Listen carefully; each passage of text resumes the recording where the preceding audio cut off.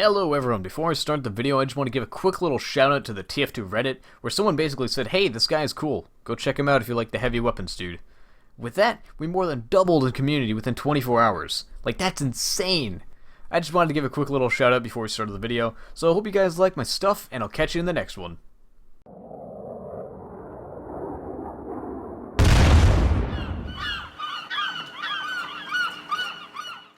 Hello everyone, welcome to the new Just the Tips. Today we're talking about the killing gloves of boxing.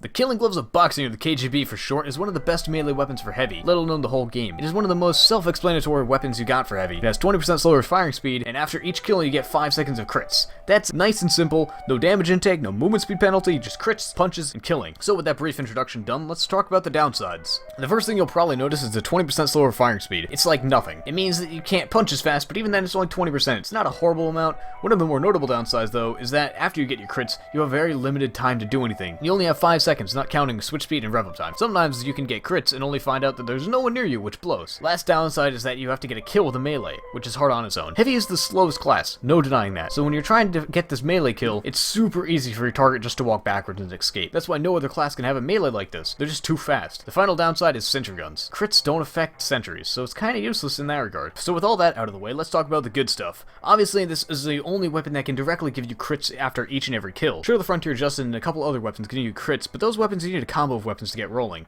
This, one kill, boom, crits. One thing that must be praised about the crits is that you can one-hit 7 out of 9 classes with a melee after you get the crits. You can just go on a rampage with a melee only. However, I don't always recommend this strategy as you can still take damage. I personally recommend lowering someone's health and then finishing them off with the KGB. After killing someone, then you should switch to your minigun and shotgun and just unload into the entire enemy team. The KGB is one of those weapons that I can't really talk about the specifics because it's just that simple. You get a kill, you get crits, you get more kills, and then you don't cry at night. This video looks kinda short, so why don't we talk about some loadouts. Honestly, any loadout really works with this. There's just 3 rules you should listen to before you choose on a loadout. The 3 rules you should really need to know when using this is 1. No buffalo steak. It kinda sorta works at best, but once you get your crits, you're still stuck with melee only, and so it's like, why even bother at that point? 2. No brass beast. And finally, 3. Don't use the crits with the brass beast. I don't hate the brass beast. No, in fact, I even have a loadout with the KGB and brass beast together.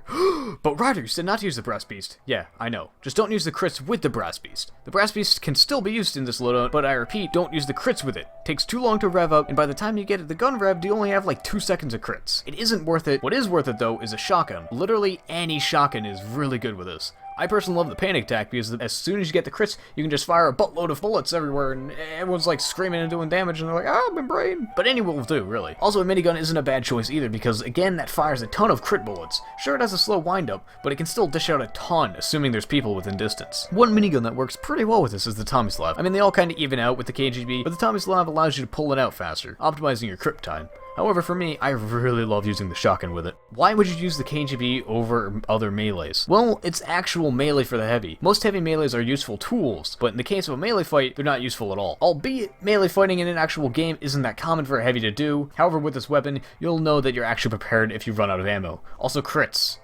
I mean, there's crits. They do the damage thing with the killing and people getting annoyed. All this for the low price of 20% slower swing speed. In the end, the KGB is like an Ubersaw, but for the heavy. I don't really know what's left to talk about. I mean, it kind of helps the heavy stand alone without a medic, but that's kind of self-explanatory. Like, you obviously don't need a medic to give you crits now, which is kind of nice, because you can be like, hey, medic, I don't need you. I'm my own man.